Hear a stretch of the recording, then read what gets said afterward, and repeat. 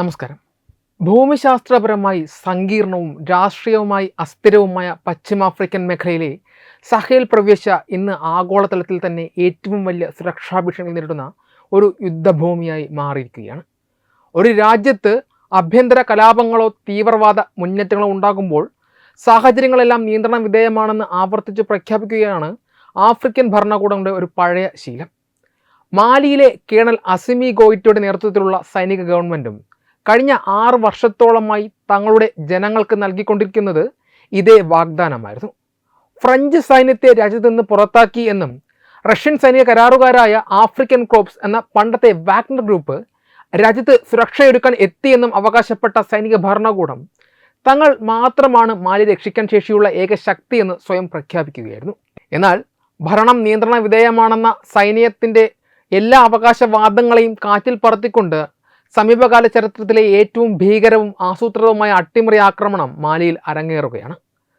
അൽ ഖ്വയ്ദയുമായി അടുത്ത ബന്ധം പുലർത്തുന്ന ജമാഅത്ത് നുസ്രത്ത് അൽ ഇസ്ലാം വൽ മുസ്ലാമിൻ എന്ന തീവ്രവാദ സംഘടനയും തുറാഅഗ് എന്ന ഗോത്രവിഭാഗത്തിലെ വിഘടനവാദികൾ ചേർന്ന് അണിനിരക്കുന്ന അസവാദ് ലിബറേഷൻ ഫ്രണ്ടും സംയുക്തമായി മാലിയിലുടനീളം നടത്തിയ ഏകോപിച്ച ആക്രമണം സഹേൽ മേഖലയുടെ സുരക്ഷാ ചരിത്രത്തിലെ തന്നെ ഏറ്റവും കറുത്ത അധ്യായമായി മാറുകയാണ്. മാലിയുടെ സുരക്ഷാ സംവിധാനത്തിൻ്റെ ഹൃദയഭാഗമായി കണക്കാക്കപ്പെടുന്ന കദി എന്ന സൈനിക താവളത്തിൽ സ്ഥിതി ചെയ്യുന്ന വസതിയിൽ വെച്ച് മാലി പ്രതിരോധ മന്ത്രി സാദിയോ കാമറ തന്നെ കൊല്ലപ്പെട്ടത് സൈനിക ഭരണകൂടത്തിൻ്റെ പതനം പൂർണ്ണമാക്കുന്നതായിരുന്നു. കഴിഞ്ഞ ഏതാനും വർഷങ്ങളായി ഈ തീവ്രവാദ ഗ്രൂപ്പുകൾ കൂടുതൽ കാര്യക്ഷമവും മികച്ച ആസൂത്രണവും ഭൂമിശാസ്ത്രപരമായ വലിയ വ്യാപ്തിയും കൈവരിച്ചിട്ടുണ്ട് എന്നാണ് ആഫ്രിക്കൻ സെന്റർ ഫോർ സ്ട്രാറ്റജിക് സ്റ്റഡീസിലെ വിദഗ്ധർ ചൂണ്ടിക്കാണിക്കുന്നത്. വിദൂര ദിക്കുകളിലേക്ക് ഒരേ സമയം ആക്രമണം വ്യാപിപ്പിക്കാനും പ്രധാന സാമ്പത്തിക ഇടനാടുകളെയും ജനവാസ കേന്ദ്രങ്ങളെയും ഒരുപോലെ സമൃദ്ധിലാക്കാനും ഇവർക്കിന്ന് സാധിക്കുന്നു. ഈ ആക്രമണത്തിന് പിന്നിലെ ഏറ്റവും കൗതുകകരവും അതേസമയം അപകടകരവുമായ വശം പരസ്പരം കടുത്ത പ്രത്യയശാസ്ത്ര വൈരികളായ JNIM-ഉം FLA വിഘടനവാദികളും തമ്മിലുണ്ടായ താൽക്കാലിക സഖ്യമാണ്. വടക്കൻ മാലിയിലെ അസ്വാദ് മേഖലയ്ക്ക് സ്വയംഭരണാവകാശം വേണമെന്ന് അവകാശപ്പെടുന്ന വിഭാഗമാണ് FLA. എന്നാൽ ലോകമെമ്പാടും തങ്ങളുടെ ശരിയത്ത് നിയമം നടപ്പിലാക്കാൻ ആഗ്രഹിക്കുന്ന ആഗോള ഭീകര ശൃംഖലയുടെ ഭാഗമാണ് JNAM. ചരിത്രപരമായി പലപ്പോഴും പരസ്പരം പോരടിച്ചിട്ടുള്ള ഈ രണ്ട് ഗ്രൂപ്പുകളും തങ്ങളുടെ പൊതുശത്രുവായ മാലിയൻ സൈനിക ഭരണകൂടത്തിനെതിരെ താൽക്കാലികമായി കൈകോർക്കുകയായിരുന്നു. ഇതൊരു ദീർഘകാല രാഷ്ട്രീയ സഖ്യമായി കാണാൻ കഴിയില്ല എങ്കിലും യുദ്ധക്കളത്തിലെ തന്ത്രപരമായ നേട്ടങ്ങൾക്കായി വിരുദ്ധ പ്രത്യയശാസ്ത്രങ്ങൾ തമ്മിൽ നടക്കുന്ന ഇത്തരം അവിശുദ്ധ കൂട്ടുകെട്ടുകൾ സഹേൽ മേഖലയിലെ യുദ്ധത്തിൻ്റെ ഭാവി നിർണ്ണയിക്കുന്നതാണ്. 5000-ലധികം പോരാട്ട വീര്യമുള്ള സൈനിക ബലവും കൃത്യമായ നികുതി പിരിവ് സമ്പ്രദായവും വഴി നിലവിൽ മേഖലയിലെ ഏറ്റവും ശക്തമായ പ്രസ്ഥാനമായി JNIM മാറിയിരിക്കുന്നു.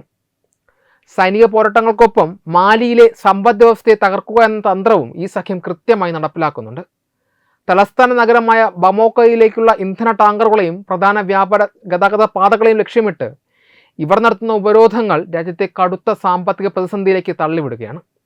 ഗവൺമെൻറ്റിൻ്റെ ഭരണം കൂടുതൽ ചിലവേറിയതാക്കി മാറ്റി അതിനെ ജനങ്ങൾക്ക് മുന്നിൽ പരാജയപ്പെടുത്തുകയാണ് ഇവരുടെ ലക്ഷ്യം.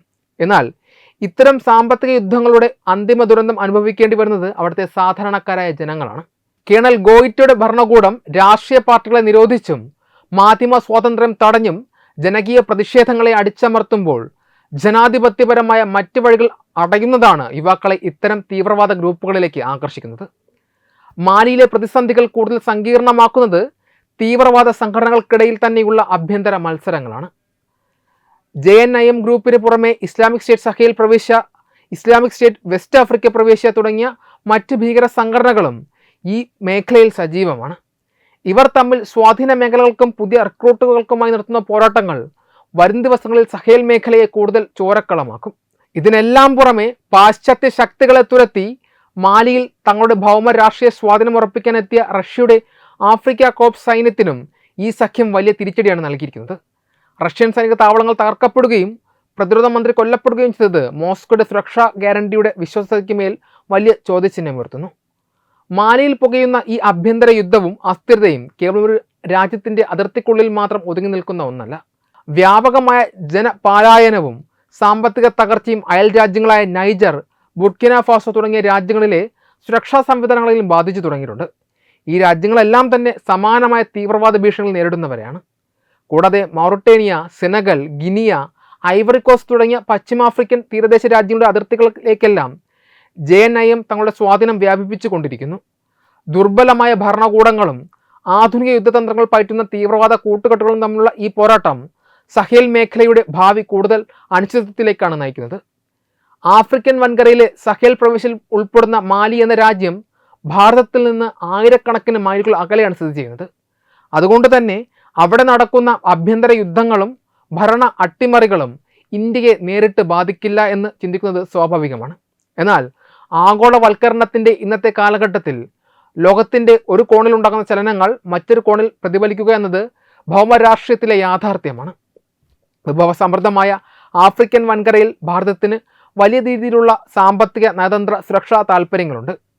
മാലിയിലെ ഇപ്പോഴത്തെ ആഭ്യന്തര യുദ്ധവും അൽഖ്വയ്ദ ബന്ധമുള്ള JNIM തുടങ്ങിയ തീവ്രവാദ സംഘടനകളുടെ വളർച്ചയും ഭാരതത്തിൻ്റെ ഈ താൽപ്പര്യങ്ങൾക്ക് മേൽ ഉണ്ടാക്കുന്ന ആഘാതങ്ങൾ വളരെ വലുതായിരിക്കും.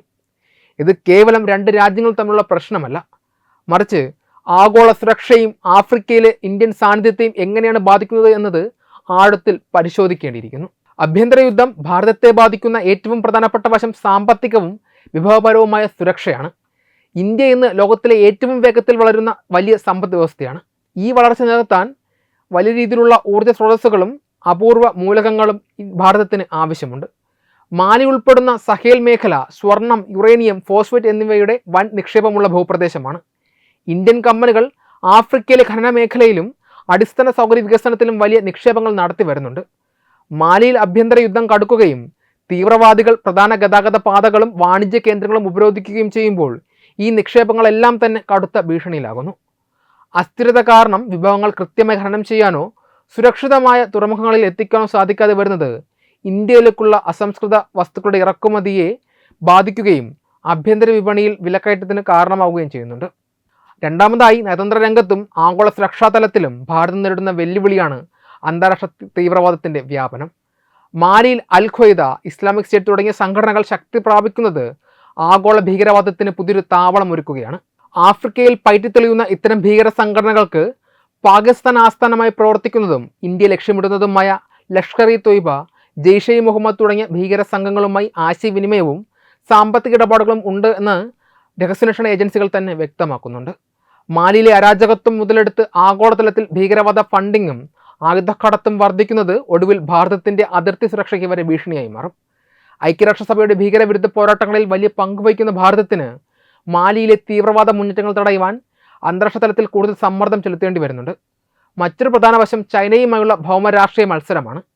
ആഫ്രിക്കൻ വൻകരയിൽ തങ്ങളുടെ ബെൽറ്റ് ആൻഡ് റോഡ് പദ്ധതിയിലൂടെ സ്വാധീനമുറപ്പിക്കാൻ ചൈന വർഷങ്ങളായി ശ്രമിക്കുന്നുണ്ട്. മാലിയിലെ ആഭ്യന്തര യുദ്ധത്തിൽ റഷ്യയും പാശ്ചാത്യ ശക്തികളും പരാജയപ്പെടുന്ന സാഹചര്യം ഉണ്ടായാൽ അത് മുതലെടുത്ത് സാമ്പത്തിക സഹായ വാഗ്ദാനങ്ങളുമായി ചൈന അവിടെ പൂർണ്ണാധിപത്യം സ്ഥാപിക്കാൻ സാധ്യതകൾ ഏറെയാണ്. മാലിയിലെ സൈനിക ഭരണകൂടത്തിന് ചൈന വലിയ തോതിൽ ആയുധങ്ങളും സാമ്പത്തിക സഹായവും നൽകി തങ്ങളുടെ വശത്താക്കാൻ ശ്രമിച്ചേക്കാം. ആഫ്രിക്കയിൽ ചൈനീസ് സ്വാധീനം വർദ്ധിക്കുന്നത് ഇന്ത്യൻ മഹാസമുദ്ര മേഖലയിലും ആഗോളതലത്തിലും ഭാരതത്തെ ഒറ്റപ്പെടുത്താനുള്ള ബെയ്ജിങ്ങിൻ്റെ തന്ത്രങ്ങൾക്ക് കൂടുതൽ കരുത്ത് പകർന്നേക്കാം.